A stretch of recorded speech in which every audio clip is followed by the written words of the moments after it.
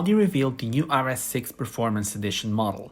The potent 4-liter V8 TFSI engine now has an engine power of 630 PS and a maximum torque of 850 Nm. The performance model sprints from 0 to 100 in 3.4 seconds, which is 0.2 seconds faster than the RS6 base version. 21-inch wheels are standard and optionally 22-inch are available in various colors.